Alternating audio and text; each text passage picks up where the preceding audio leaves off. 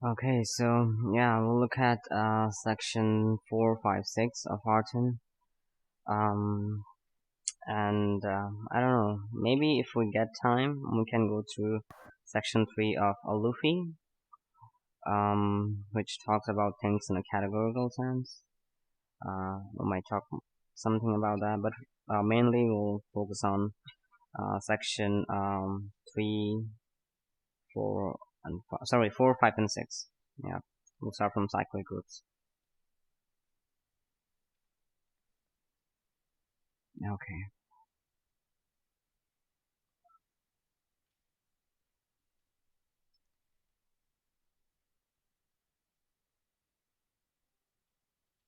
Let me make sure if everyone has joined or some people are joining. Okay.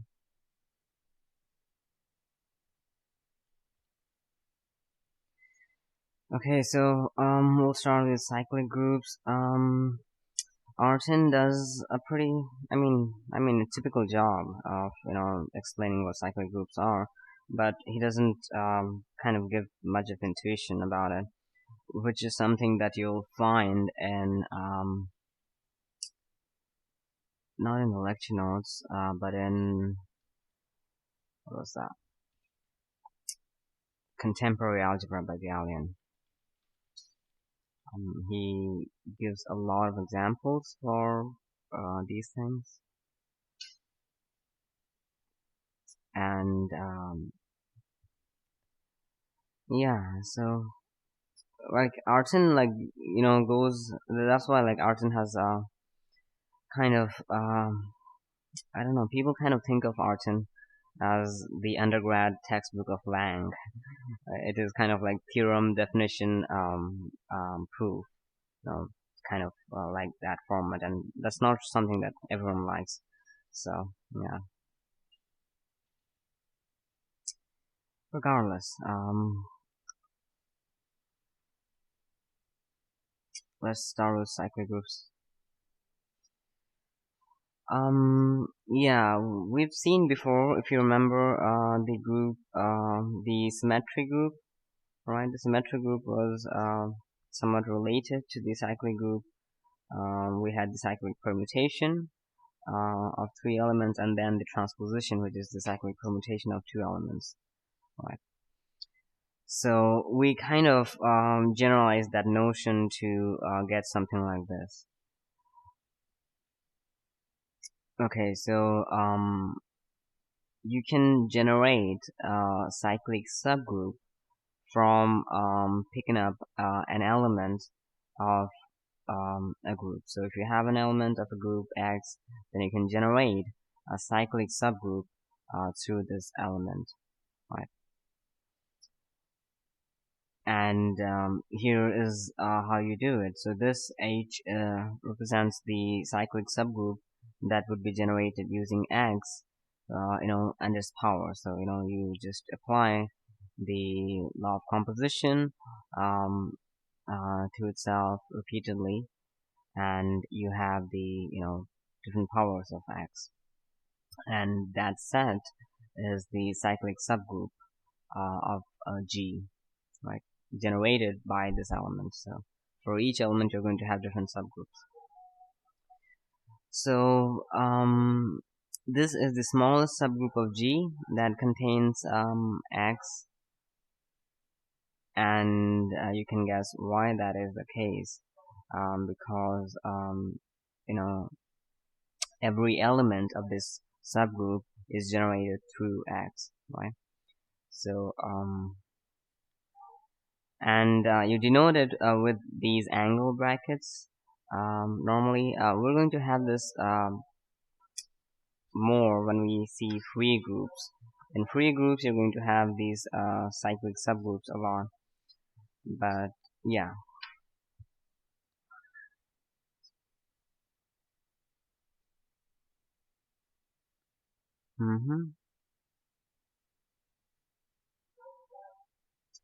Yeah, so because if you remember like what we saw about this power of an element, right?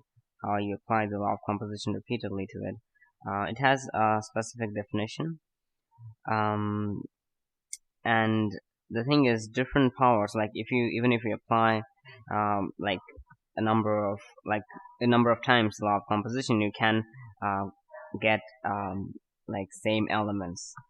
And that's kind of a problem, because you have to distinguish when they are same and when they are not, right? So he gives the example that if G is the multiplicative group, um, R with the multiplication, and you take the element -1, then all the elements in the list, the subgroup, right, the cyclic subgroup, are equal to either 1 or a -1, right? Doesn't matter how many times you apply the power.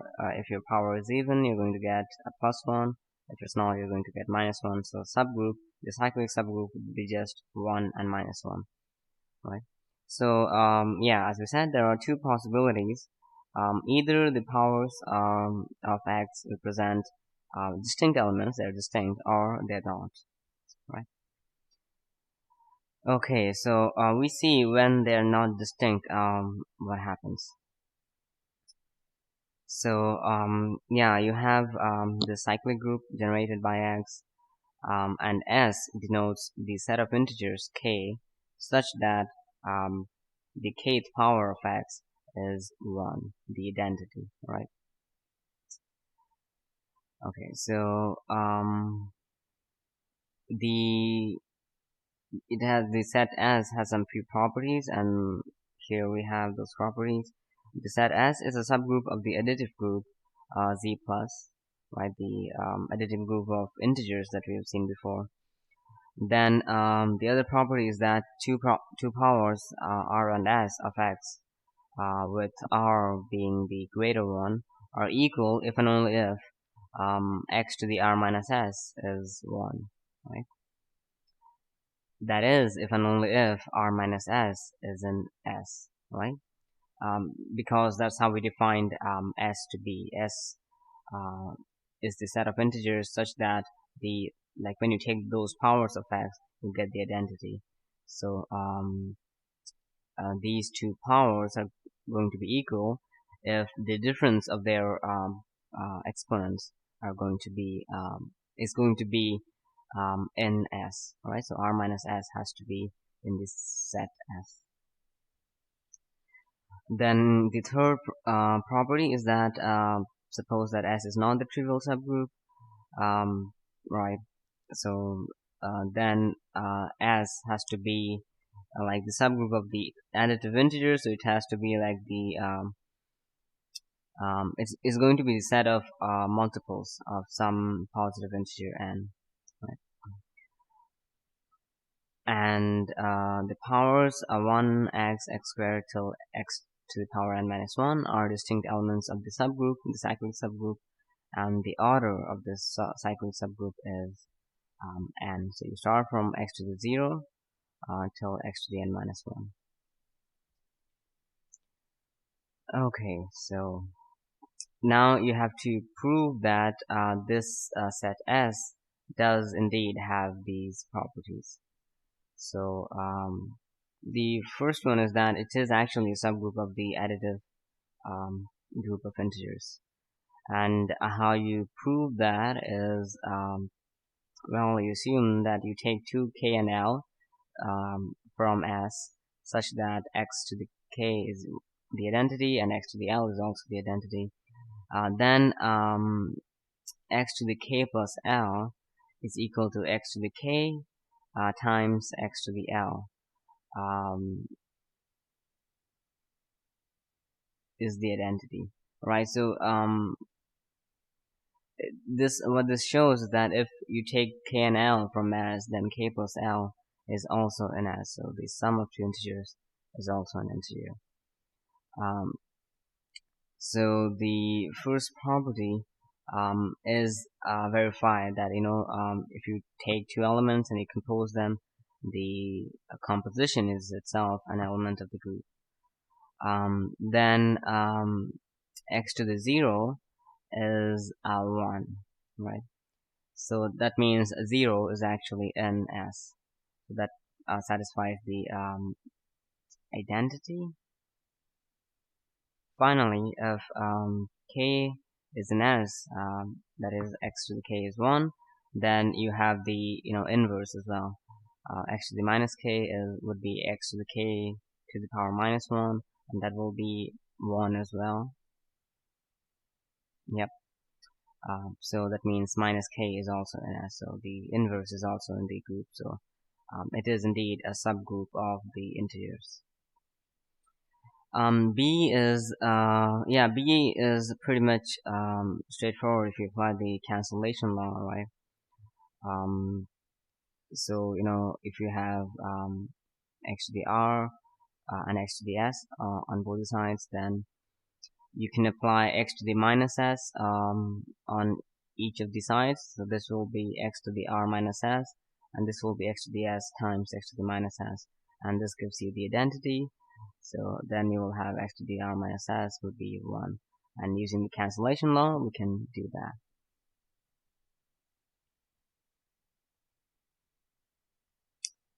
Okay, so the last one, let's see.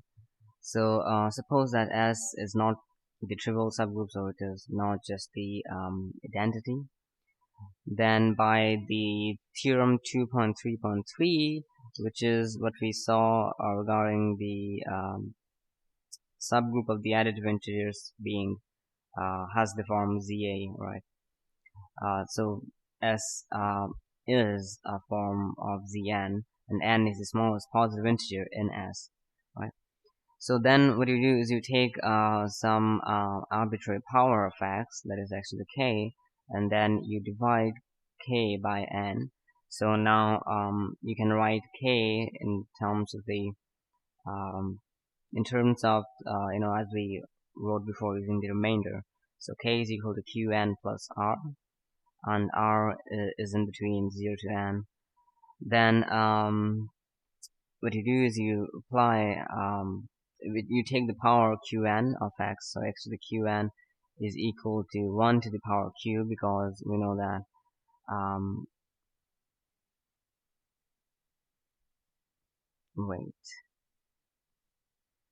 because x to the power n is 1. So and then you have x to the k, which will be x to the qn times x to the r, and that will be x to the r itself. So x to the k is equal to one of the powers, one of these powers, right? Because r goes from 0 to n, so this will be from 1 till x to the power n minus 1. So that means k is indeed an element of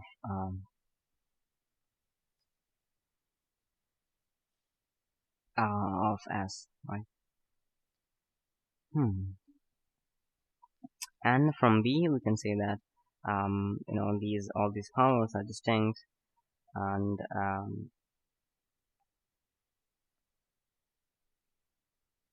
they are distinct because x to the n is the smallest positive integer, positive power equal to 1. Yeah. Anyways, it's kind of straightforward if you think about it, just applying the definitions. But yeah, so let's see.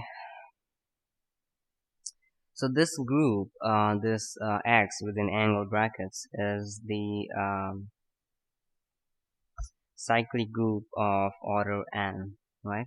And it is cyclic because you apply the law of composition, the multiplication, repeatedly, right? And x cycles through that, through n elements. So yeah.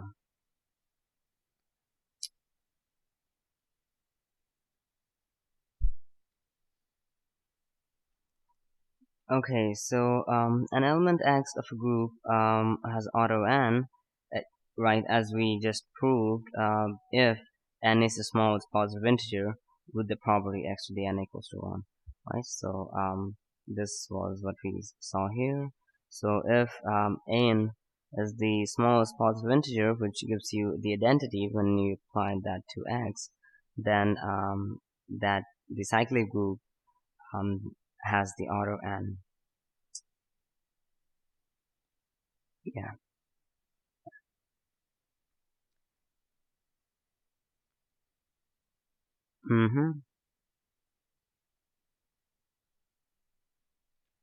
Okay, so if your x to the n is not equal to 1 for all n, so for like you have no positive integer and that gives you identity, so that means x has infinite order, right? So no matter how many times you apply the multiplication, you're never going to get the identity. So if you remember the GLN, the general linear group that we had before of real matrices,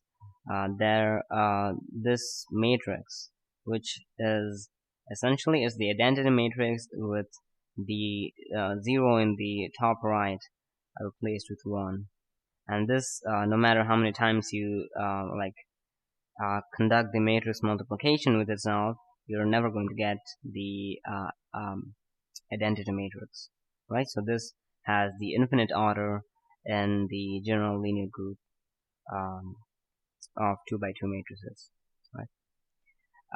But this one, which is 1 1 minus 1 0, this matrix has order 6. So you can check this. You can like repeatedly apply the matrix multiplication, and you will see that after 6 times you're going to get the identity matrix, and thus this has order 6, right? And of course, the cyclic group generated by an X which has infinite order is going to be infinite cyclic. So yeah.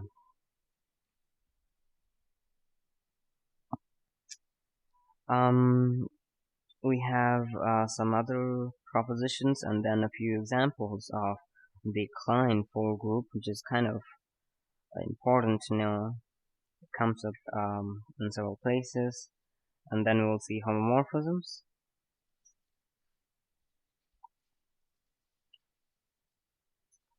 Okay, so this proposition says that you have an element of finite order n from a group, and you have an integer k that can be written as, in the format we had before, k equals to nq plus r.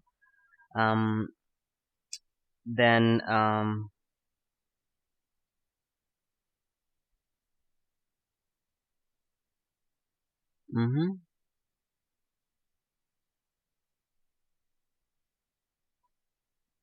yeah, so x to the k is equal to x to the r. That's something we have seen already. X to the k is equal to 1 if and only if r is equal to 0. Yep. And if you have the GCD of k and n, then the order of x to the k is equal to n over d. And that is something you can check by, like, if d is the GCD of k and n, then you can write this, write k in terms of d and n, and then you'll have n over d as the order.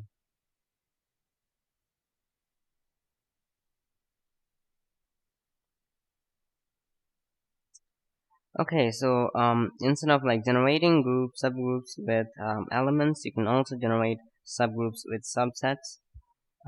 So if you have a subset U of G, then you can generate a subgroup which would be the smallest subgroup that contains U, right? And it consists of all elements of G that can be expressed as a product of a string of elements of U and of their inverses. So this is kind of important. So this is a small subgroup that contains U, and it consists of all the elements of G, such that you can express a string of elements of U and of their inverses using G, right? So yeah, this is actually something related to free groups, but yeah, the thing is, it would have been great if Orton like gives examples of free groups, but free groups are not discussed until like chapter 8, so yeah, that's far away. But what this is saying is that this subgroup generated by this subset contains elements of G which can be expressed. So essentially, if you have like, let's say you have These group G contains A and B, so A, B, and C, and the subgroup contains A and B, right? So this statement is saying that the subgroup contains um, elements of G, which can be expressed, so you can write them as a product of string of elements of U. So if you like compose the elements of U, you can get elements of G, right? And yeah, I'm not sure if I should go to free groups and give some example. I'm not sure if we can follow it consistently, but that's something you do with free groups in a more general sense. Yeah, and the next sentence makes more sense. A subset U of G is said to generate G, so you can generate the group G from a subset U if every element of G can be written as a product of the elements of U, right? So yeah.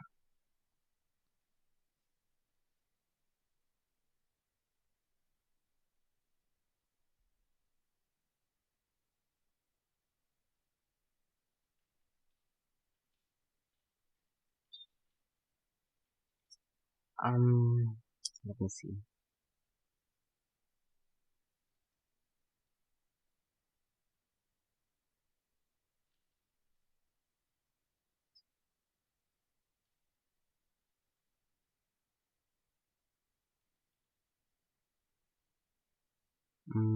Free groups, yeah. So if you look at this thing, so this is also a process of generating groups with stuff. Here what we're doing is, wait.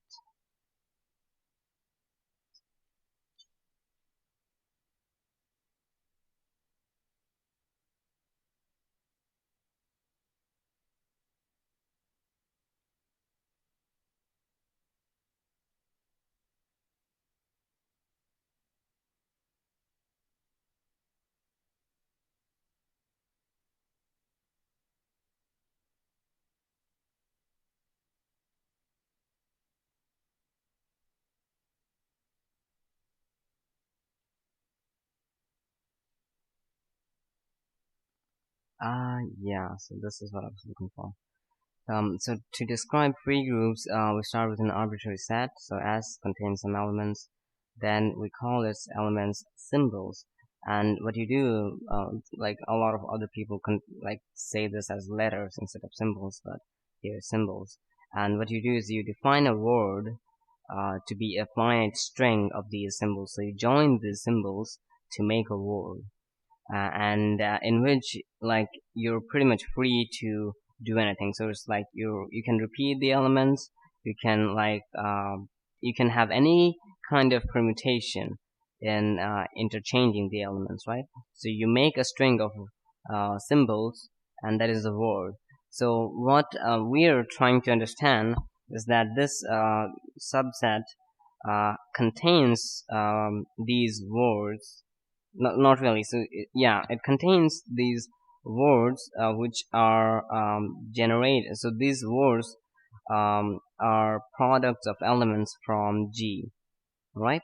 So what you do is you take symbols from G, you make words out of them, and then you make a set of those words, and that's the subgroup that we have.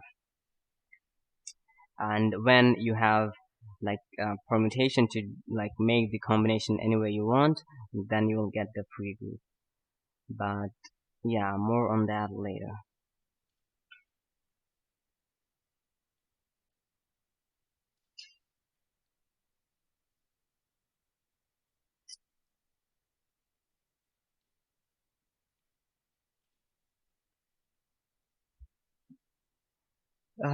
Okay, so yeah, so we have some examples. The Quaternion Group, and the Quaternion Group is kind of important. It comes up in a lot of exercises. Um, so Okay, so before that we have the client for group. So the client for group is a group that consists of these four matrices. So 1, plus 1, plus 1, plus 1, minus 1, 4 matrices of this kind, and it's the simplest group that is not cyclic, right? And you can see why it's not cyclic, right?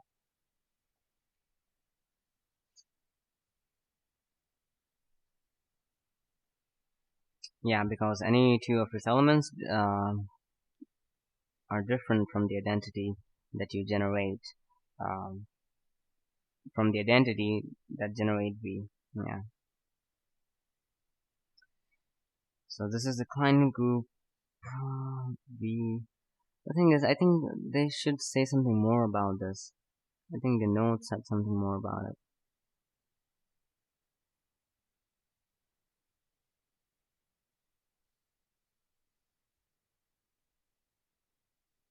Now,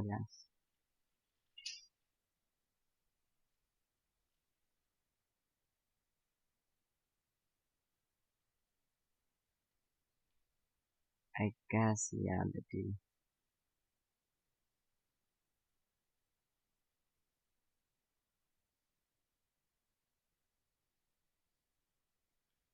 Right. So,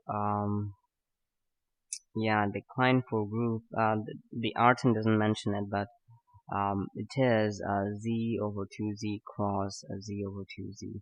That is all order pairs of integers mod 2.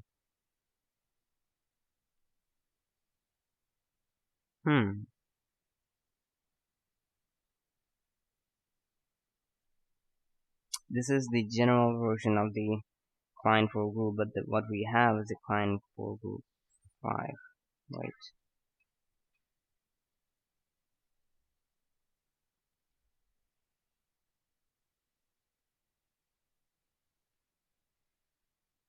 Hmm.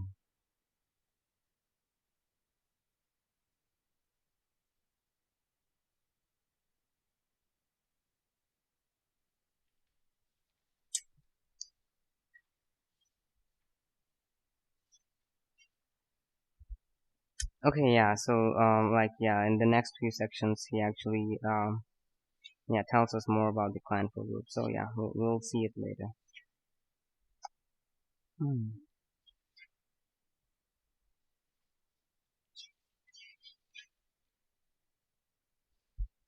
Anyway, so, yeah, next is the Quaternion Group, and so the Quaternion Group contains, 8 matrices, plus minus 1, plus minus I, plus minus j, and plus minus k, and the 1 is the identity matrix, I is,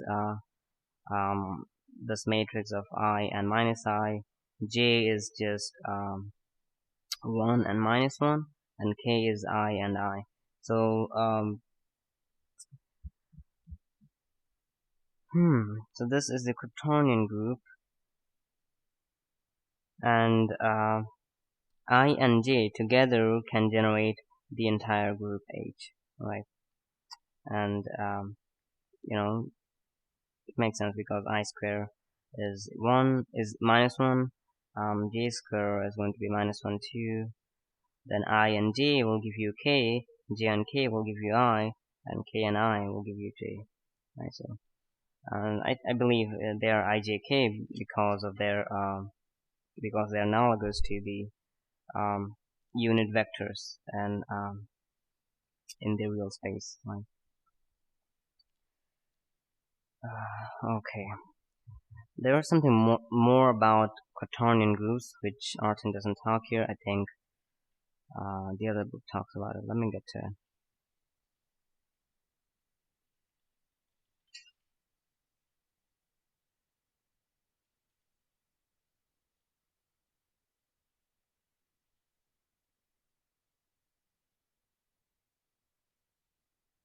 Mm.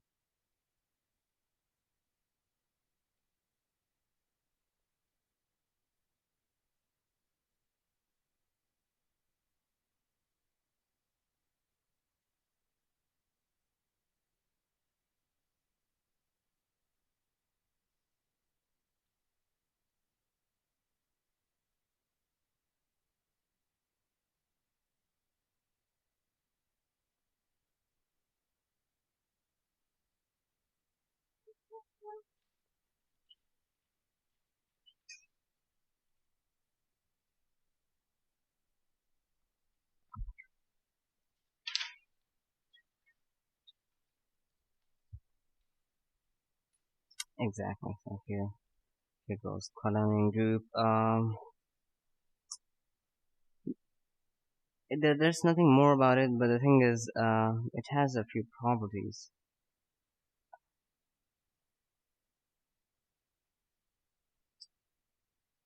The associative law, yeah. I think I remember doing a problem related to the associative law of this group, and it was kind of not complicated, but kind of tedious to calculate. Yeah.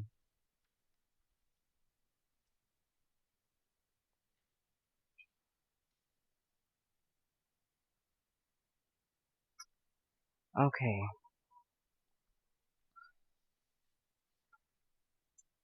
So now we are on to the next section on homomorphisms. We'll skim through most of it pretty quickly so that we can go to isomorphisms, because that's kind of a big section that we'll try to cover. Any questions? Just a quick comment. Sure. If you just go by the definition with IJK, then proving associativity is really, really awful because there's so many cases to check. But if you show that it's equivalent to matrix multiplication, then you get associativity for free since matrix multiplication is associative. Yeah. But the thing is, let's see, can we have the matrix multiplication in the group? Well, the way that Artin defined the quaternions was in terms of those four 2x2 matrices. Yeah, the thing is, he didn't show that it is like matrix multiplication works in the group. Not sure if that's trivial. You'd have to show that the two groups were isomorphic to show that multiplication worked the same way both places, and then you could get the associativity for free.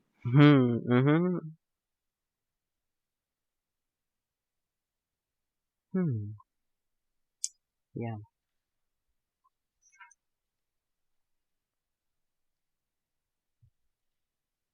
Okay, so now let's get back to Artin, homomorphisms. So homomorphism is pretty straightforward. The definition is pretty straightforward. We'll just see a few examples and properties of it. If you have gone through linear algebra, that will be pretty helpful because the intuition is the same. So yeah. So if you have two groups, G and G prime, and you have the multiplicative notation as Artin defines under them, then a homomorphism is a map from G to G prime, such that for all the elements of G, you can write phi of AB equals to phi of A times phi of B. This looks straightforward. It is straightforward. What you're doing is you have a map which respects the law of composition among the two groups, right? So phi of AB is you're applying the homomorphism to a product that is in G, right? And that is equivalent to phi of A and phi of B. Now, when you're taking this product, the law of composition is different, right? So this time, the law of composition is going to be under G prime, right? Because phi of A and phi of B are elements of G prime, right? So this is something kind of important because I think this will be more important when we do something with vector spaces, because there you're going to have like different notation for these operations. But normally that's what we mean. And a homomorphism is directly analogous to a linear transformation or a linear map in vector spaces. Okay.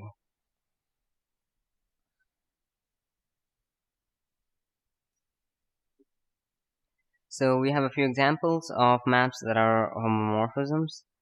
we have the determinant function, right? So the determinant, as we've already seen, is something that takes a matrix and gives you a real number out of it, right? Using some laws. Like, the thing is, this is a funny side note. When I was doing some stuff with abstract math, the professor that I was following said, after you've done enough of abstract math, that is, abstract algebra, some tensor algebra, then you should almost always like hate matrices. Like, matrices are always made to confuse you because the determinant on them is defined by some like witchcraft rule. In the sense that they just pull the like rule out of thin air and it works, and they don't say why it works.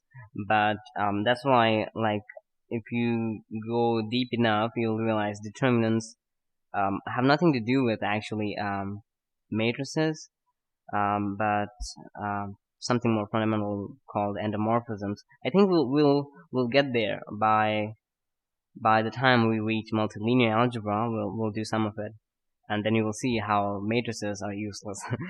But here, yeah. So here, the determinant function is something that takes an n by n matrix in the general linear group and goes to the real numbers with the multiplication. So that's the determinant function. And you also have the sign homomorphism, right? The sigma, which you use for permutation. So what it does is it goes from the symmetric group of n elements, and it gives you either the plus sign or the minus sign, right? So this is something that you use to put a sign to permutations. And normally it's used when you have like things with a lot of indices, like tensors or like differential forms and stuff like that.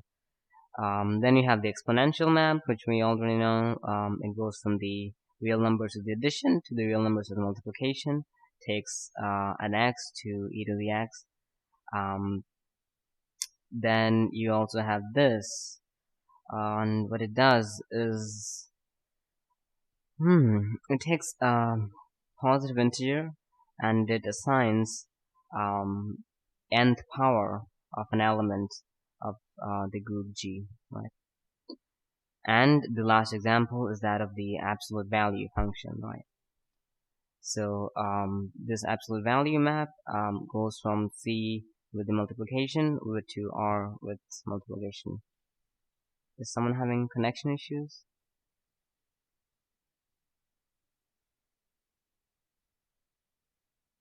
Can everyone hear me? I can hear you. Okay. So yeah, that was there were a few examples of what homomorphism is. Yeah, sorry.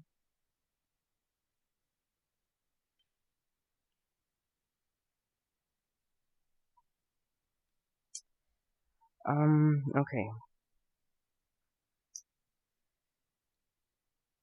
And the homomorphisms that are kind of special are the trivial homomorphism, and what it does is for every element in G, it takes you to the identity in G prime, right? So everything gets mapped to the identity in the G prime, and it has this trivial homomorphism has kind of very interesting uses. If you do algebraic topology, this trivial homomorphism becomes essentially like very fundamental, because once you can show that this homomorphism is trivial, then you get a lot of free things with it, which are like very smooth in the sense like linear and continuous. And yeah. So the other one is the inclusion map. So the inclusion map is something that you take from a subgroup of a group, and then you go into the parent group, and what you do is you define it as taking every element x of H to itself. Yeah. Yeah, it's the inclusion map. Okay. So you have a few properties of the group homomorphism. We'll see some of them. Will not go through the proof of everything, but we'll see some of those. Then we will see the kernel of a group homomorphism and a few of its properties, and then we'll see what a center of a group is, because the center thing comes in the p set actually. Yeah. Okay, so if phi is a group homomorphism from G to G prime, then you have a few properties, right? So if you have these k elements of G, then this homomorphism, right, is going to work for any number of elements essentially. Then the homomorphism maps the identity to the identity, so the identity in G becomes the identity in G prime. Then it also maps inverses to inverses. So yeah, as I was saying, like linear maps, the homomorphism like respect the law of composition in almost every aspect. Okay, so the proof is pretty much straightforward. It's just applying the definitions, nothing much in it. But here we're going to define two important subgroups which are determined through group homomorphism, right? And this is pretty much very analogous to linear algebra again. So you have the image of a group homomorphism, which is the set of all the elements x in G prime, which are the images of the map f phi of a, right? So x in G prime are the images phi of a for some a in G, and this set is going to be the image of phi and under G to G prime. Yeah. So this is the image. Then you have a few things about the image. Yeah, so if we have the image of the map which goes from the positive integers to a group, then it sends a positive integer to the nth power of a group element. Then this image of this map is going to be the cyclic group generated by A, right? And this is interesting, right? Because if you think about it, the image of this map is going to be the set of all the elements that are some power of A. So this will be like, again, going from A to the minus 2, A to the minus 1, 1, then A to the 1, A to the 2, and goes on. So this will be the image, and this is, of course, as we know, the cyclic group generated by the element A. Okay.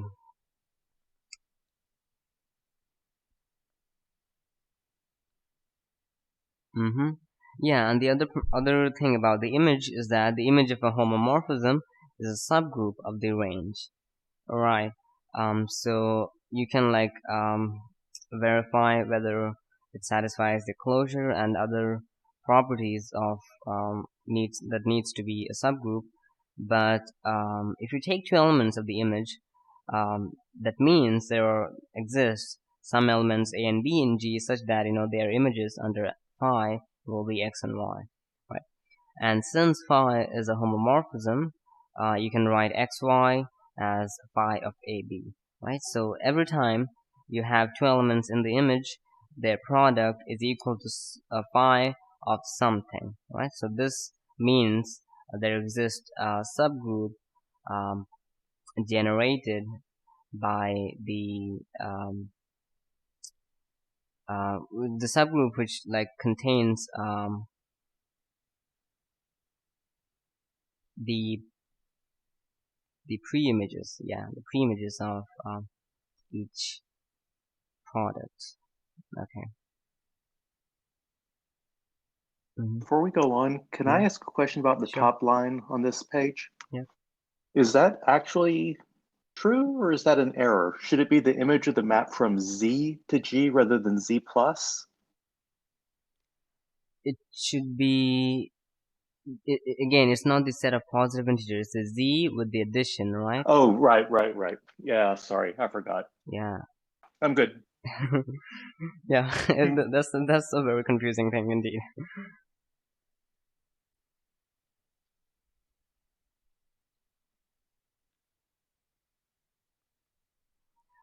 Okay, so now we have the kernel. Okay, so the kernel of a homomorphism, as we have the kernel of linear maps, is the set of elements that are mapped to the identity. So it's the set of elements whose image is the identity under this homomorphism. So this is a set of A's such that phi of A is the identity in G prime. So this kernel is again a subgroup of G, and yeah, and you can check that because phi of AB for every A and B that are in the kernel is going to be the identity again. So the AB is in the kernel, and then it has an identity, and so on. What you need for to prove that it is a subgroup indeed. Then we have some things about the kernel. So if you, again, the determinant is a homomorphism, right? So the determinant homomorphism that goes from GL and R to R with the multiplication is the special linear group SL and R, right? So special linear group, if you remember, is the set of all real n by n matrices whose determinant is 1. So the kernel of this determinant homomorphism means the set of all the elements of GLN that are that give you the identity, right? So this makes SLNR. Okay, we're going to see this later, but SLNR actually is the biggest subgroup of GLNR. But yeah. Okay, so the kernel of the sign homomorphism, right, is called the alternative group. You can guess it already. So it consists of the even permutations of the of Sn, right?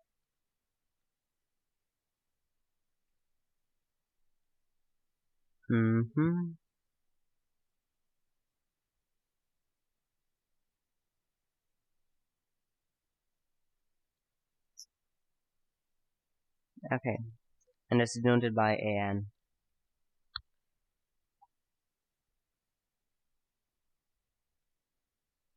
Yeah, so the kernel is important because you can say a lot about the homomorphism through the kernel, right? So it tells us about the pairs of elements that have the same image in G prime, right? So if H is a subgroup of G and you have an element A in G, then you have this notation AH that will stand for all the set of all products AH, with the small h being an element of the subgroup H, right? So this AH um, it's not really like the ZA that we saw before, but it's again is the set of all the elements which can be represented as the products of A with some element of H, right?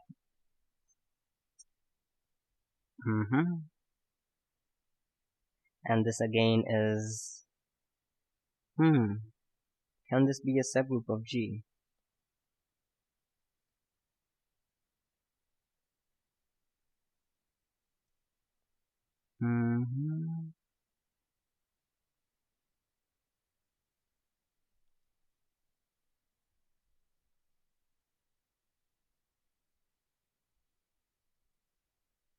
I'm sorry, could you ask that question again? Can this be a subgroup of G, AH? It doesn't contain the identity Yeah. unless A is the identity. Right. Or A is the inverse of something in H. Mm-hmm. Yeah.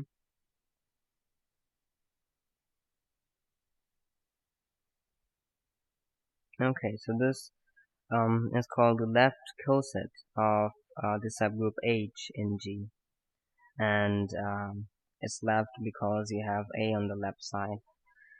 Thus, the products that you try to check would also be on the left side, right? Okay, so hey, Sorry for interrupting. sure. If A is in H, then AH contains the identity, right? If A is an H, but you have to take A to be in G, otherwise you're not going to get AH, the group. So it is set. That's right. I said if A inverse is in H, but that's equivalent since H is a subgroup. Yeah. So yeah, So it's if A is in H, then AH is going to be, well, H. Yeah. Right?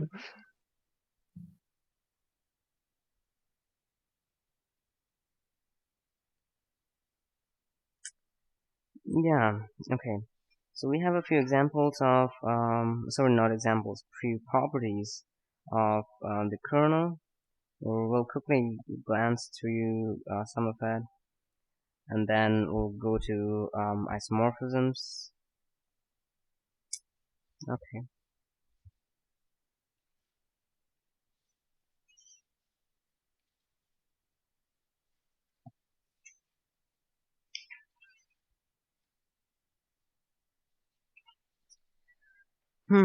So this proposition 2.5.8, you have a homomorphism between these groups G and G prime.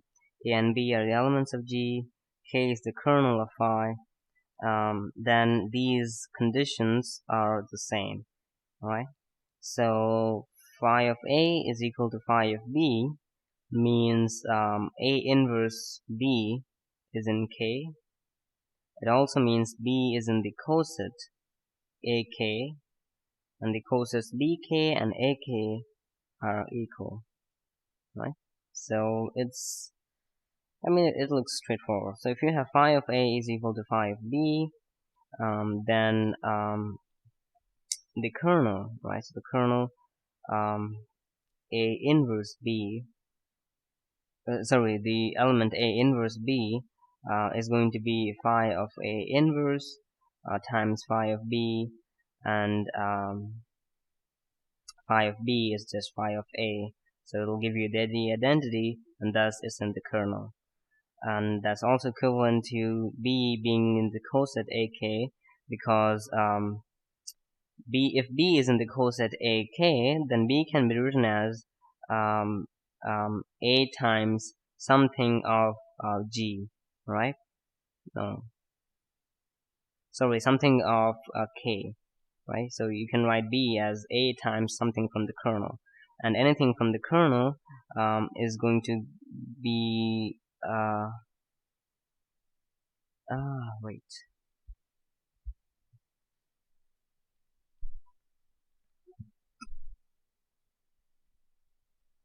If you have B is in the coset, then B can be written as A times some, let's say Q, and Q is in the kernel K.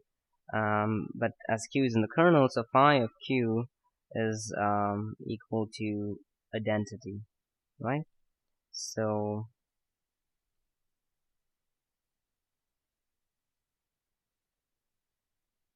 mm, mm-hmm. Yeah, so it makes sense, right? So if B is equal to A times Q, then if you take phi of B, that will be phi of A times phi of Q.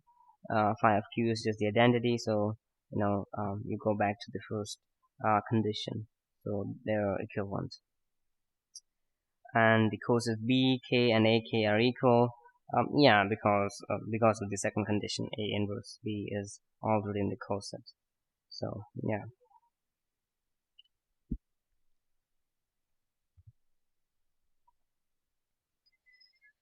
Okay, so now we have a corollary of this proposition, which is that homomorphism is injective if and only if its kernel is the trivial subgroup of G.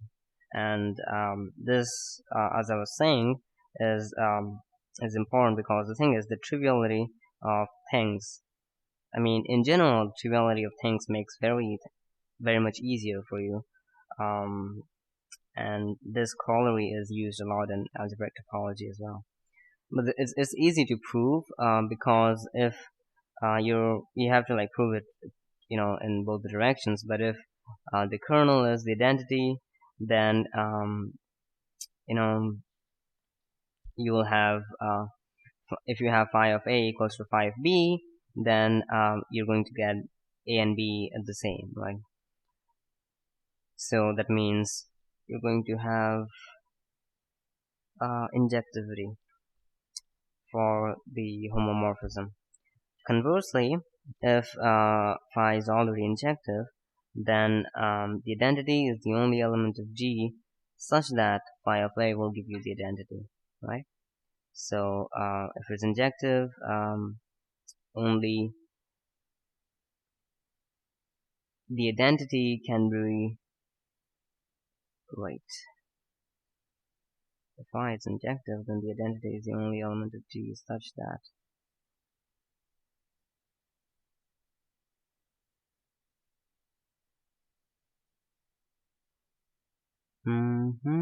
right, so only the identity under the homomorphism will go to the identity, right? So that means the kernel just contains the identity, right? Yeah, it's kind of confusing because the thing is, the identity in this kernel that you have k is equal to 1 in the curly braces. This identity 1 is in G, and this phi of a equals to 1 is in this identity is in G prime, right? But yeah, they don't care much about the notation. Yeah, moreover, the kernel of a homomorphism has some other property that you can write things in conjugation. So if you have two elements of a group, then you can write this element as G A G prime, right? So this is this is again an element in G, because it's again, if you have G inverse, you'll get the identity is just A, but this actually is the conjugate of A generated by G. Okay, now yeah, we have the normal subgroup, which is kind of important, so we'll go through that. And yeah,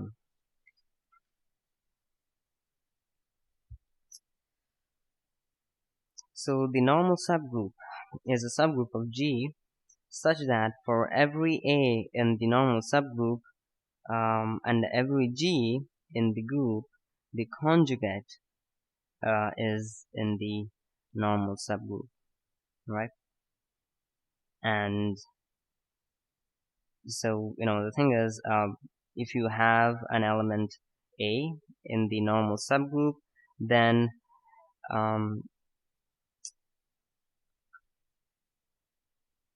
okay, so the thing is, every element of the normal subgroup can be written as the conjugate, which itself has to be in the normal subgroup, right?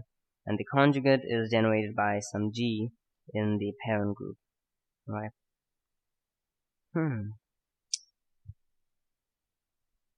Okay.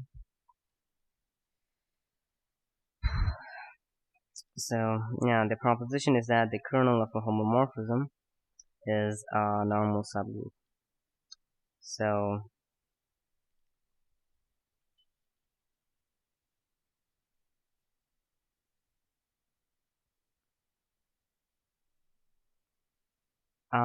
the screen is stuck.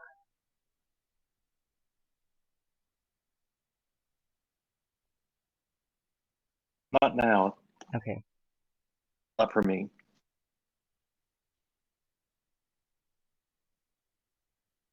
Yeah, but yeah, do let me know when it is actually a problem, because I can't really check the chat all the time. So yeah.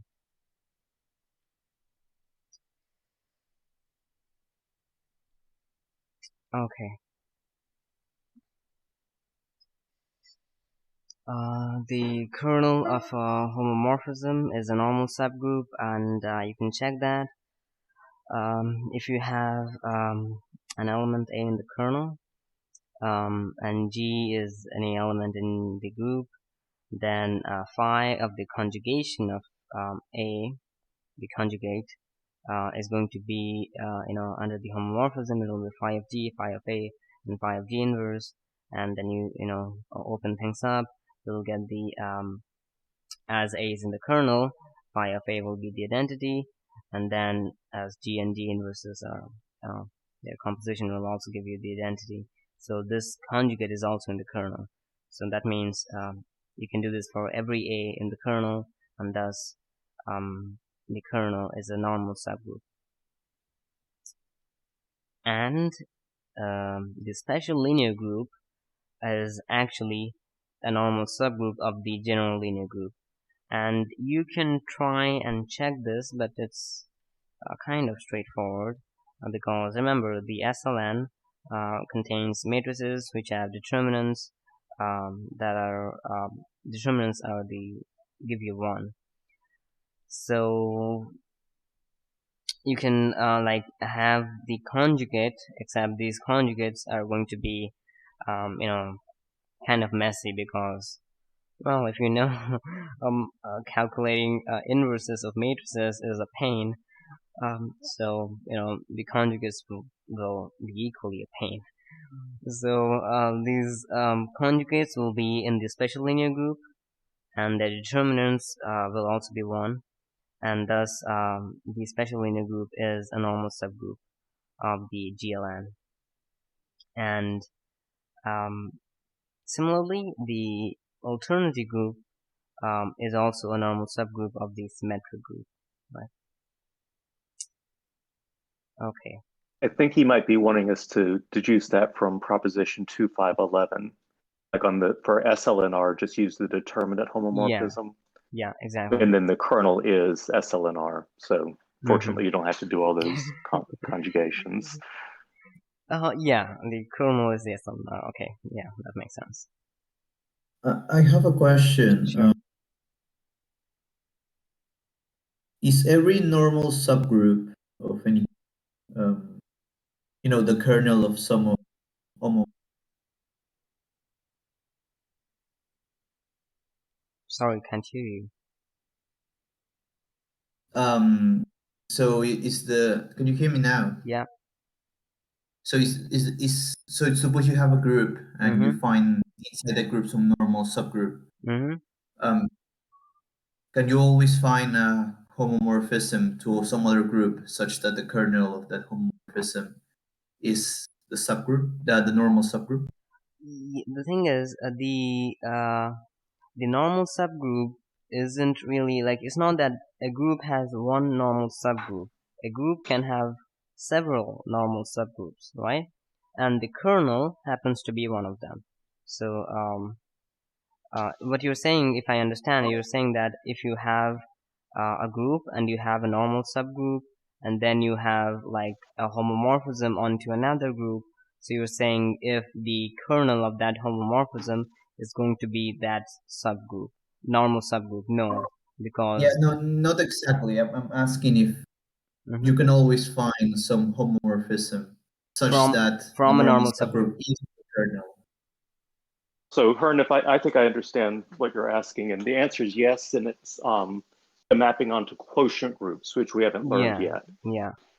So if you take the quotient of G by a normal subgroup, then there's a natural way of mapping G to that quotient so that the kernel is equal to H, the subgroup, the normal subgroup. Okay, nice. Thank you. Yeah, exactly. So I was like getting it the other way around, but yeah. If you have the quotient, you can do that. I think we'll do the quotient groups in next week. Yeah.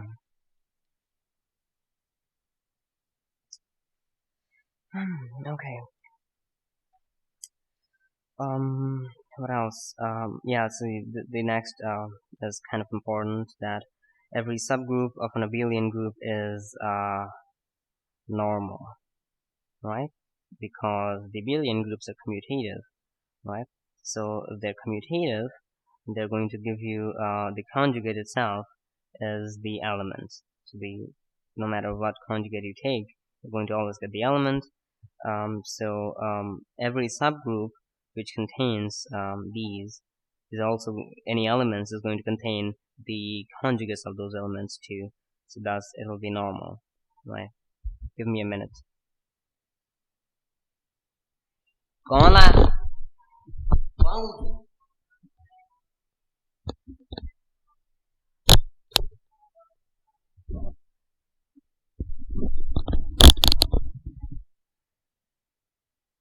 Okay, give me a second. I've got something to attend. I'll be right back in 5 minutes. Yeah. Sorry for the inconvenience. Yeah.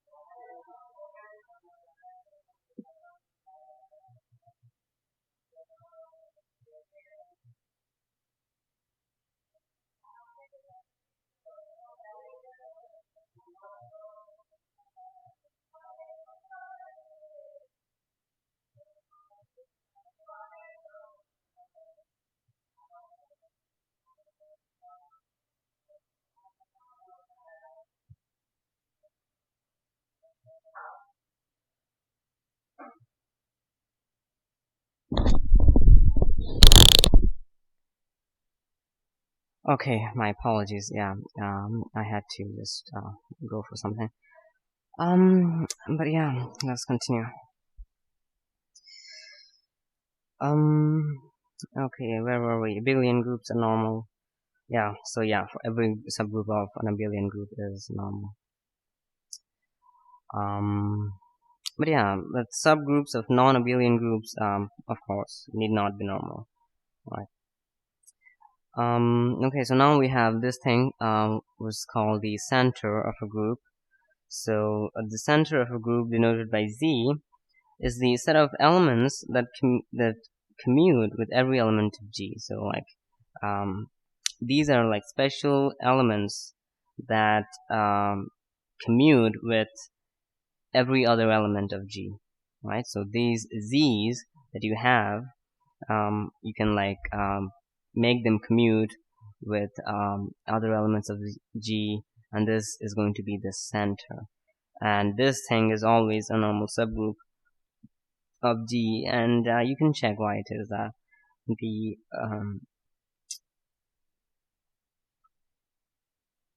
the conjugates are in the normal subgroup. So the center of the special linear group SL2 consists of the two matrices I and minus I, right? The identity matrix and the negative of the identity matrix. And the center of the symmetric group is the trivial group if n is greater than or equal to 3. Alright. And yeah, and there is, I think, one problem which relates to this center in the P set. Let me see, what's that?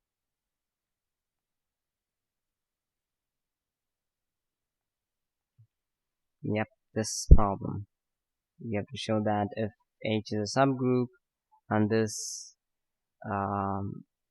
so you have to prove that this is actually a subgroup of G, and no, you have to prove that this C of H is is a subgroup of G, and this H is what generates the C of H.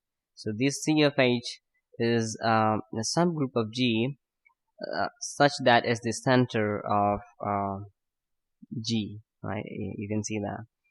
But the center is not generated by elements. I mean, it's generated by elements, but the thing is, it's because of this other subgroup H, right? So you generate a center by a subgroup, and that itself is a subgroup. And as we saw now, it's not just a subgroup; it's a normal subgroup too.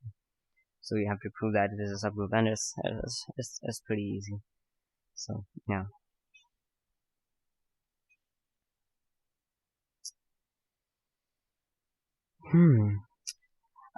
You have a few examples of with the symmetric group, and it's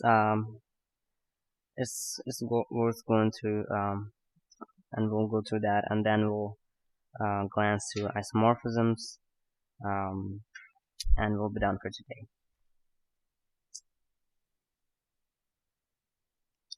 So the example is where you have the homomorphism from S4 to S3, where they are the symmetric groups, right? So now you'll get some more familiarity with these symmetric groups. But yeah, I think a better way to get familiarity with symmetric groups is just like working through problems. If you check Artin, the good thing about Artin is that the problems in Artin are divided into each section, right? So you can have problems for each section. You can check the problems under the symmetric group section, and you'll find some interesting ones. Yeah, the cyclic groups. Okay. So yeah, so there are three ways to partition a set of 4 indices, right? And that will be S4. And these three ways are the subsets of order 2, right? So they're represented here in terms of this Okay, I'm going to read it as pi 1, pi 2, and pi 3. So pi 1 is the union of 1, 2, and 3, 4. Pi 2 is the union of 1, 3, and 2, 4. And pi 3 is the union of 1, 4, and 2, 3.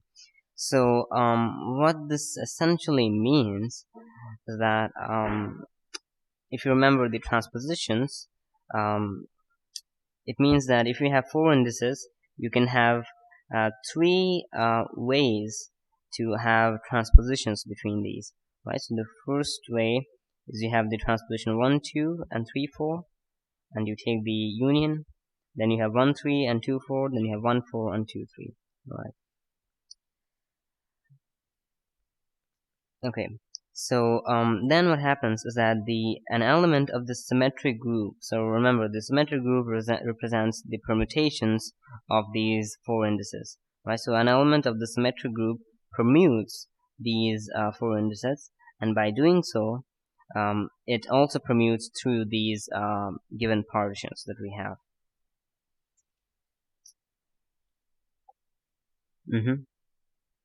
So now what this lets us have is it lets us have a map phi which goes from S4 to the group of permutations of the set pi 1, pi 2, and pi 3. So you have a map which goes from S4, the symmetric group of 4 indices, to the set to the group of permutations of these 3 partitions.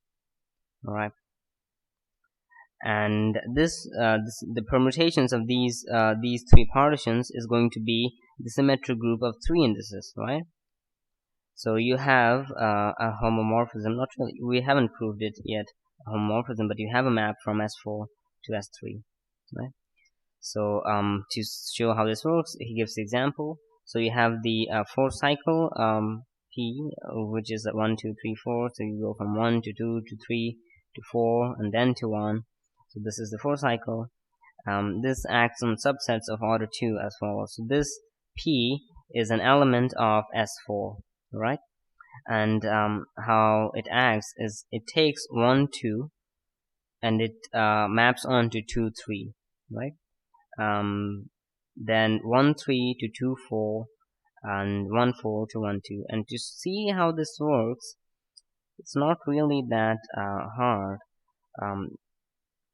Alright, so if you have 1, 2, then the cycle, this P, right, it takes 1, 2 to 2 and 3, the transposition of 2 and 3. Then you have 1, 3 to 2 and 4, and then 1, 4 to 3, 1 and 2, and similarly. So it has 6 permutations of the 4 indices, right? And this is how you have a map which acts on these permutations, right? So you have the cycle, and it cycles through these subsets, and it gives you permutations, and you have the 6 permutations. So yeah, so P acts on the set of these partitions, and yeah, it has as the transposition. So it takes like pi 1 and pi 3 as the transpositions, and then fixes 2, and keeps changing the pi 1, pi 3, and pi 1 and pi 3. If you remember, the union of 1, 2, 3, 4, and 1, 4, 2, 3. Right? And what's fixed is you can see it's 1, 3 union 2, 4, which is right in the middle of the first row.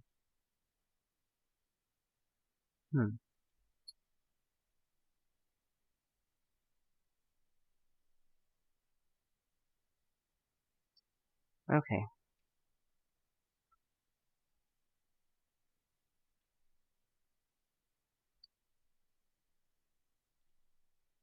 So this was how P acts on these partitions.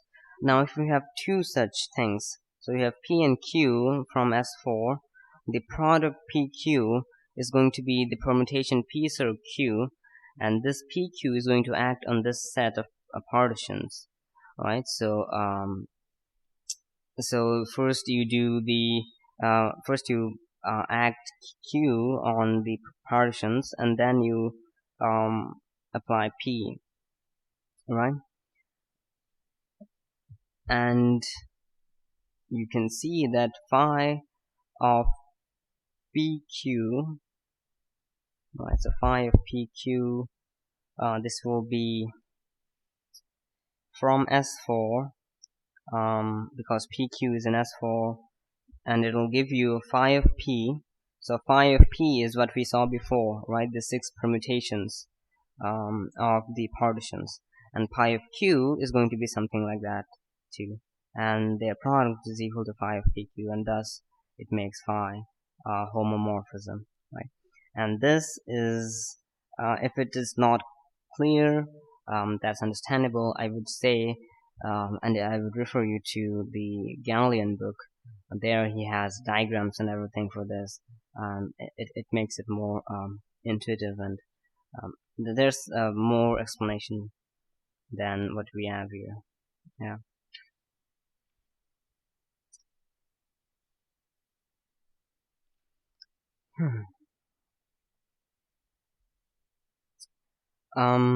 This map is surjective. It is surjective, yeah, because it goes from S4 to S3. So its image is the entire group of S3, right? And if you try to calculate its kernel,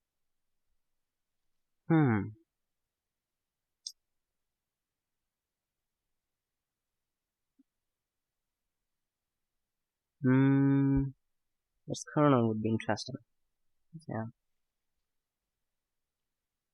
Yeah, it would be the subgroup of S4 consisting of the identity and the 3 products of the disjoint transposition.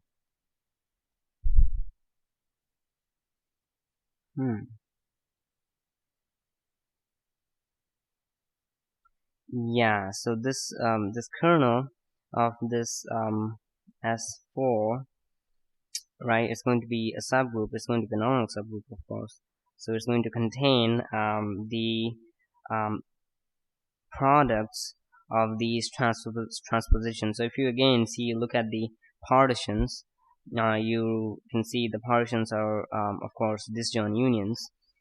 So if you take the product of those transpositions, you're going to get the kernel of S4. Yeah. Let's see if I can show you something interesting about this before we get to isomorphisms. We have 30 more minutes, and this section is just 2 pages, so we can finish it. Any questions?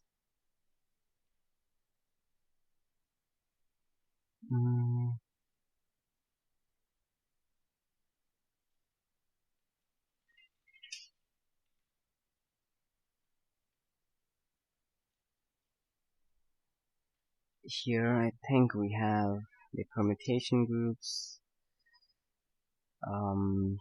Yeah, these are the cycles.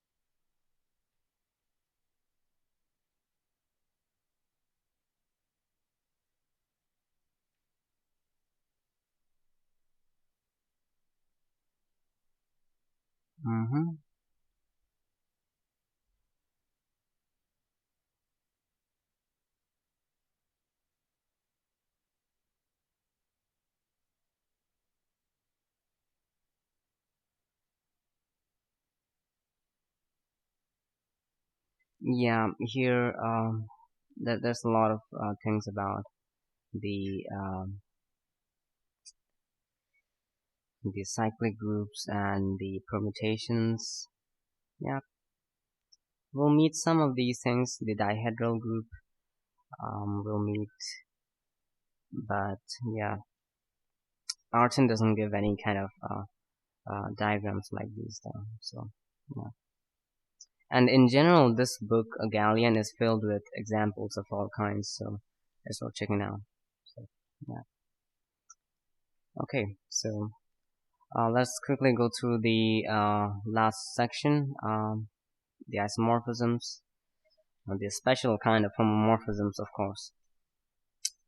So the isomorphism, going from G to G prime, is a bijective group homomorphism, right? So it's a bijective map such that it respects the law of composition for all elements in the group G, right?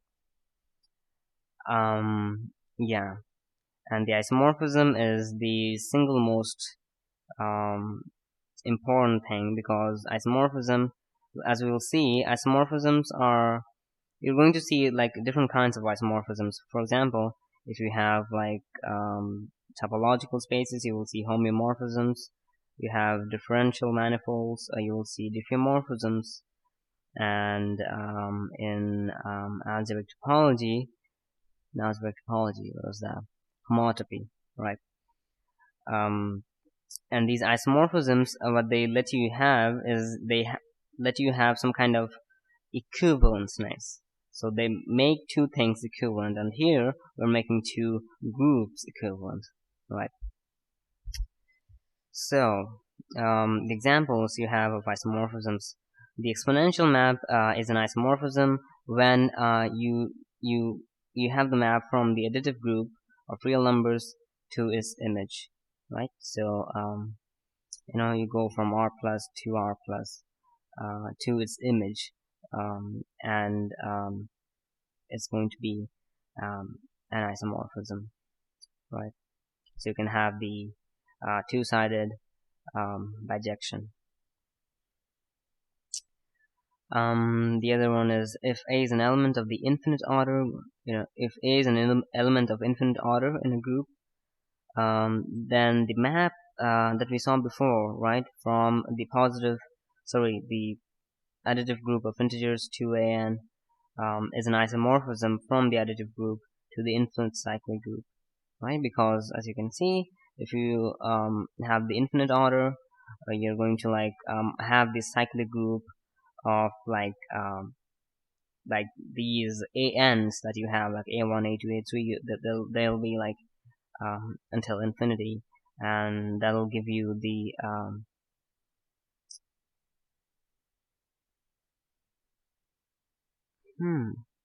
that'll give you the additive group itself, right? That's why it's an isomorphism. Okay, so then the set P of n by n permutation matrices is going to be a subgroup of GLN, and the map that goes from the symmetric group of n indices to this permutation matrix, this group P, the subgroup P, so it sends a permutation to its associated matrix, and this is an isomorphism. So yeah, so this this map lets you assign smoothly, that is to say, one-to-one connection, one-to-one correspondence from the permutations of n indices to a matrix associated to it, an n by n matrix in the set P, which is a subgroup of GLN. Alright.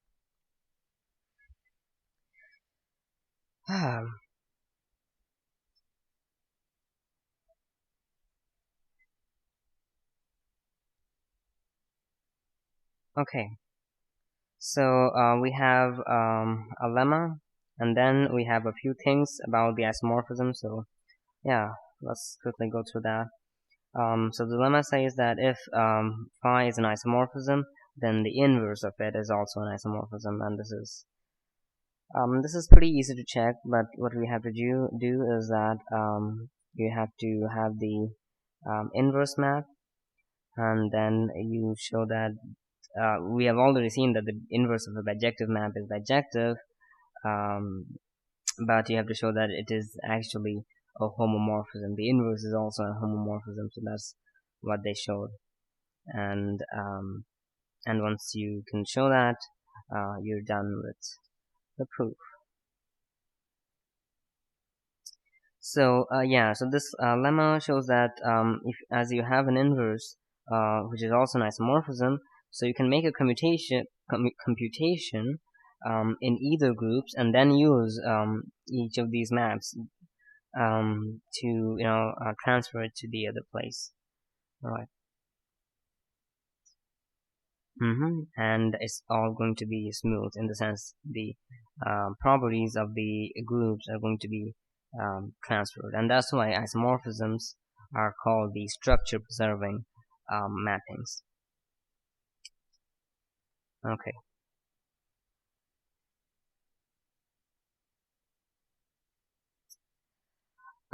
So yeah, two groups are going to be said isomorphic if they have an isomorphism between them, and you denote them with this approximation symbol. Sometimes you don't really have that, you have the congruent symbol, but yeah, that's the same thing.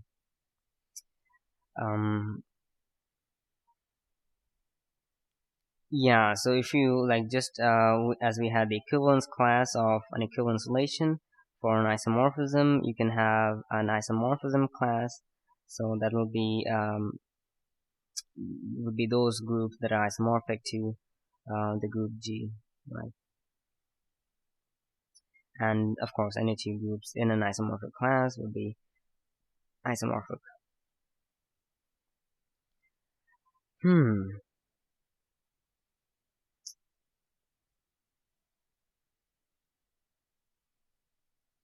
Yeah, so here we have something interesting. So if you have an isomorphism from G to itself, then that will be an automorphism, right? So this is in linear algebra, this will be a linear map from the vector space to itself, and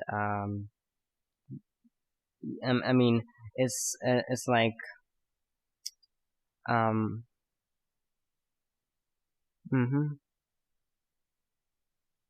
it's just a bijective map from the group to itself, and the identity map, of course, is an automorphism.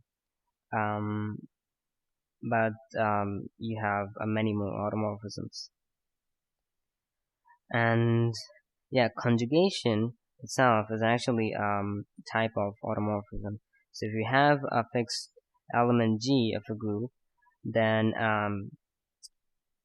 you have the conjugation by G under the map phi from G to itself. So the phi is the automorphism.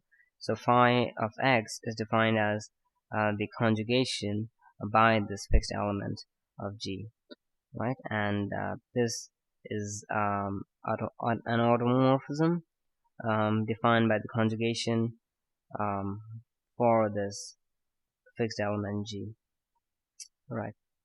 And it's easy to check that it is indeed a homomorphism and it is bijective.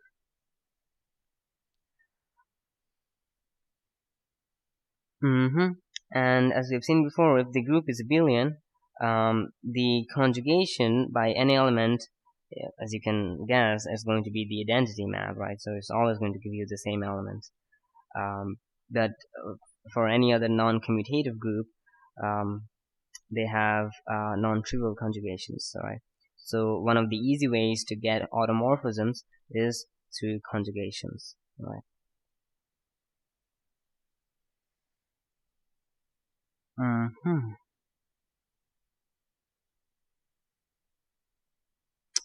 Okay. So yeah, so we've seen that G inverse is the conjugate of x by this element G, but two elements x and x prime of a group G are conjugate if x prime is a conjugate of x. It's kind of confusing because yeah, but the thing is, instead of like having another element G inverse, you might have x prime as another element, and they together can be said as conjugate if x prime is can be written as a conjugate of x, right? So yeah.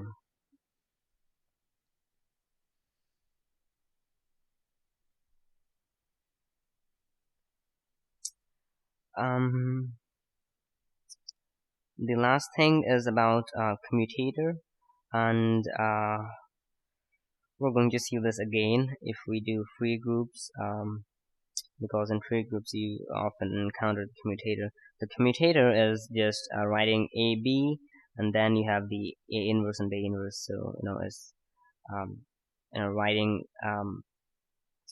making it commutative. So like if you can guess that this is just going to be another element that's associated to this pair. So if you have a pair AB, then you can from there you can have this commutator written as AB, A inverse, B inverse, which is the identity, of course. But yeah, that's the commutator.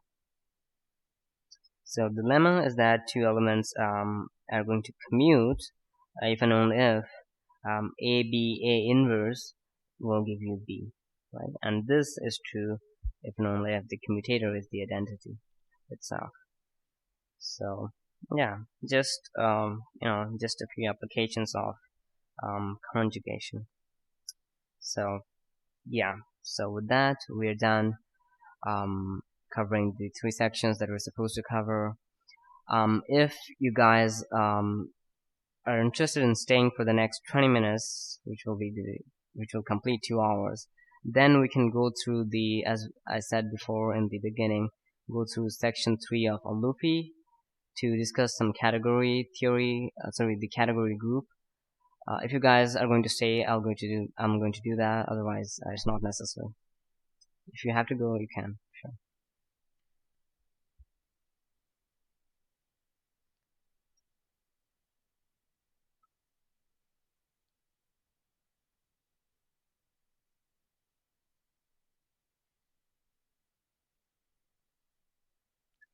So like everyone's going to stay? So I'm going to stick around. Okay. There's some of the stuff toward the end of that section that I haven't figured out yet, so I'd like to hear you talk through it. Okay. Okay then, we'll go through it. By the way, can you hear me pretty clearly, or is my voice breaking? I can hear clearly. Okay.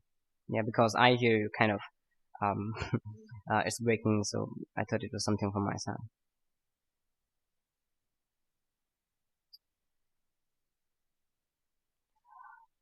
Okay, so we're now going to the section 3 of chapter 2 of Alupi, regarding some category theory applied to groups, right? So this is kind of something aside and apart from doing Arten. Okay, so he first defines group homomorphisms with respect to this category, right?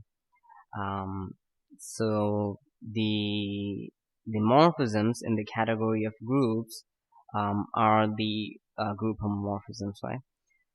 So yeah, and let's see how he defines it. So for two groups, you have G and MG and H and MH. So MG and MH are these things. They are like an operation, right? So this is what we had defined before as the law of composition, right? So this is a more abstract way of saying that. This is, as you can see, in law of composition, we took two elements from the group and we assigned them to something else in the group, and this is the operation that is applied on the group, right? So the groups here now are represented with a set and the operation, right? And the homomorphism is going to go from here, this group, to the other group, right? And this homomorphism is a function, of course, but what this function does, it kind of like preserves the properties of these operations underlying these two groups, right? That's the goal of a homomorphism. And this is interesting because the thing is, when we were talking about this in Artin, the Artin, he doesn't really say much about it. Like, he just wrote it in the typical sense that phi of AB is equal to phi of A times phi of B. But here we're going to see how each of the properties of the operations is preserved. Okay, so now if you consider just this phi as a function between sets, right? So it's a set function going from G to H. Now from here you can get this thing, phi cross phi, which would go from G cross G to H cross H, and here this is just the Cartesian product, right? No, wait.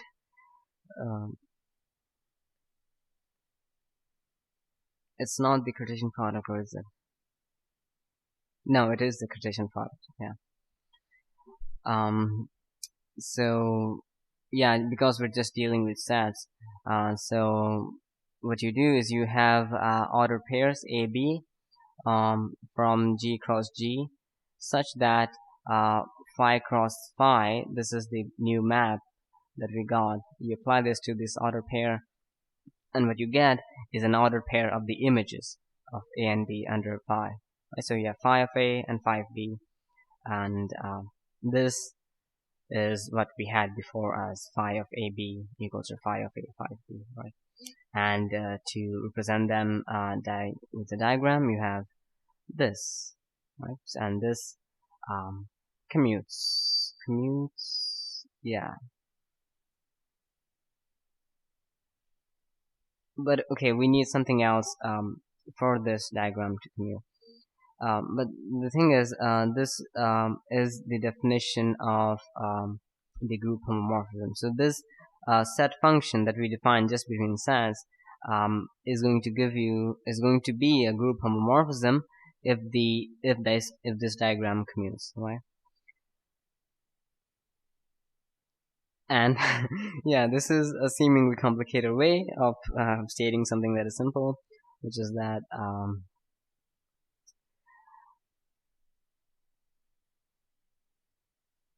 yeah, since phi and these two operations are just functions between sets, the commutativity means just this. You can go from this order pair to get this.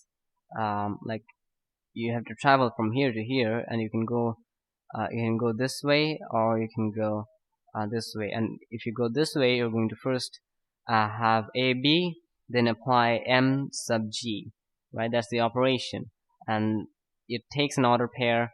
It gives you the multiplication, the product A dot B, and then from there you apply phi to get phi of A dot B, right? But if you go the other way you first have to do is you apply the phi cross phi on this order pair. You'll get this order pair of the images of A and B, and then from there you apply what is that, M sub H, to have this.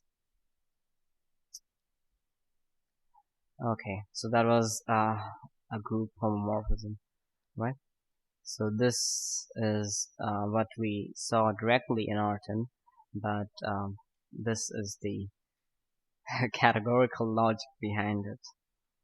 So yeah. Let's see, how many pages is this section? Just a few more pages. And then you define the group category in rigorously. So you have GH groups, and then we define the Hom set of between these two groups under the category of groups is the set of group homomorphisms going from G to H, right? And as we've seen before, you have to check the composition of the homomorphisms, the group homomorphisms, and it's pretty much trivial. You just have to do a lot of writing in the diagram, and this is what the diagram is going to look like, right? So this part of the diagram is what we've seen before, and this is just for the other part of it because we're having the composition, right? So you have to prove that psi circ phi is equal to the composition of these two. Right? Okay. And you have to show that the outer rectangle in this diagram commutes if you can make the two internal rectangles commute, the outer rectangle is going to commute. Alright, okay.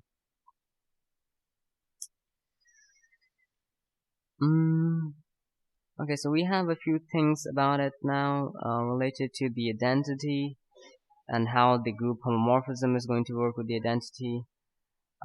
Let's see. But yeah, JP, do you have any specific question? Because we might cover that specific question about this section before we leave, so that we can discuss something at least.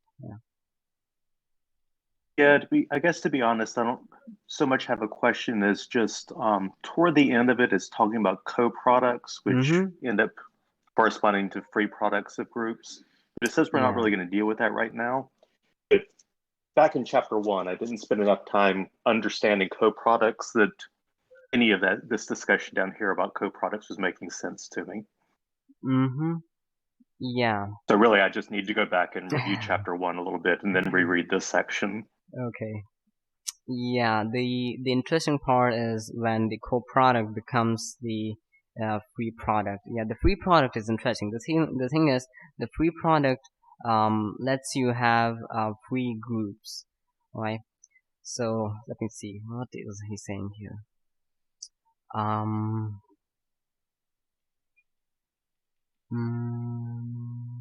So the reader will have to deal with them on his or her own. Okay.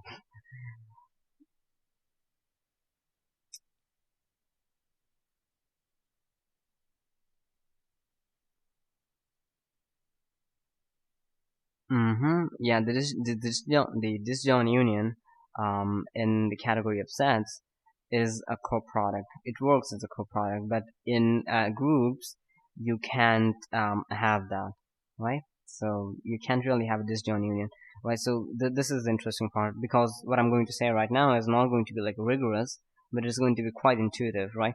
So when you have a disjoint union, you have two sets and you have elements that have got nothing to do with each other, but when you take the disjoint union, you're going to get some set which contains all those elements from those two sets, right?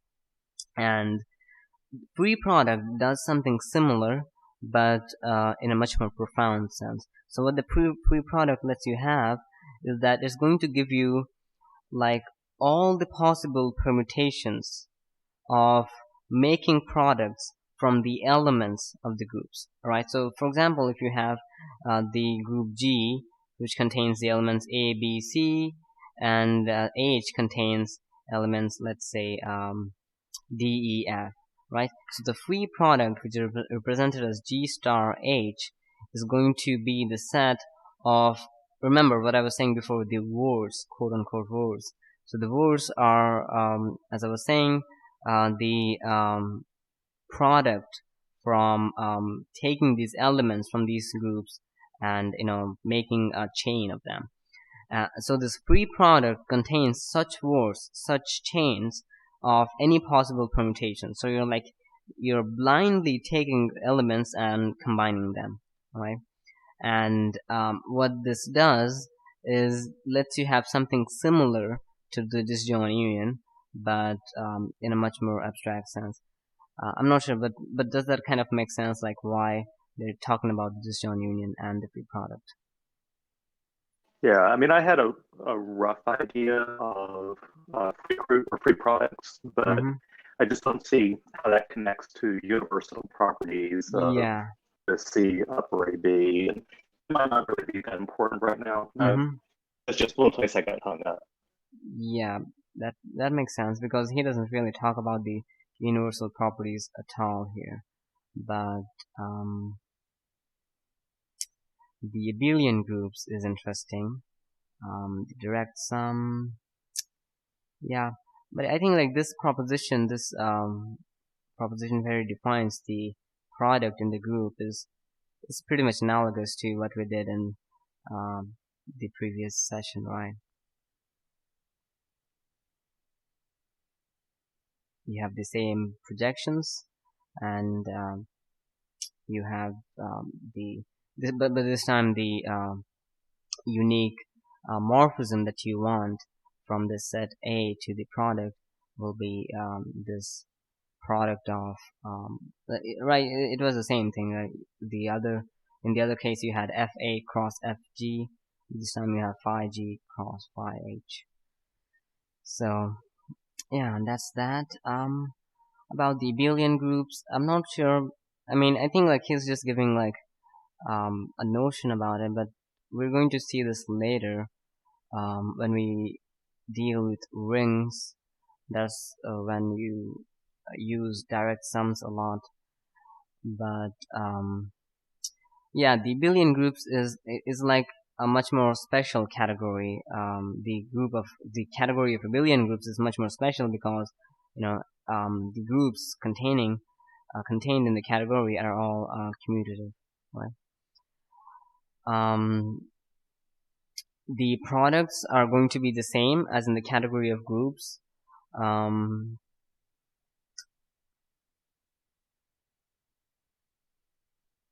But the thing is, the co-products in the abelian group category is the same as the products in the abelian group, and I think that this makes sense if you think about it, because if you think about the free products of abelian groups, as they're all commutative, you're going to essentially, the free product is going to be essentially the normal product of group elements, right? So that's why the co-products, which we saw in the other paragraph, which would be the free product, and the free product in abelian groups is the same as products, alright? So yeah,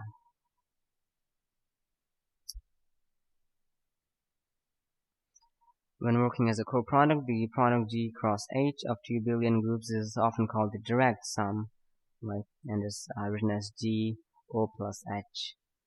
And yeah, but yeah, we're not going to see the direct sum as of now.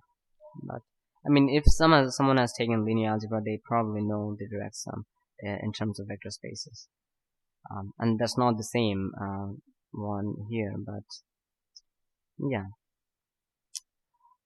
what else? You also have this proposition which says that the trivial groups are both initial and final in the category of groups. Alright, so the trivial groups become the zero objects of the category, and that's something that you would guess would happen. So yeah. So yeah, we're not following a Luffy, but you can try a few exercises, 2 to 3 exercises from here. And the next section is about the universal properties. So JP, you might want to check this, and some other stuff. So yeah. And they finally define what the direct sum actually is. So yeah, we're not going to follow this, but we'll try and pick something from these chapters whenever we can. So,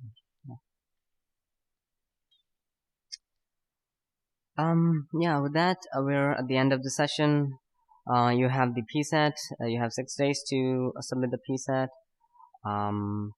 You'll have to DM me, and yeah, we'll have the discussion on next Wednesday. Yeah, this time the problems are kind of pretty diverse. So yeah, you can discuss in the PSET discussion channel. So see ya next Tuesday. Yeah, have a good time.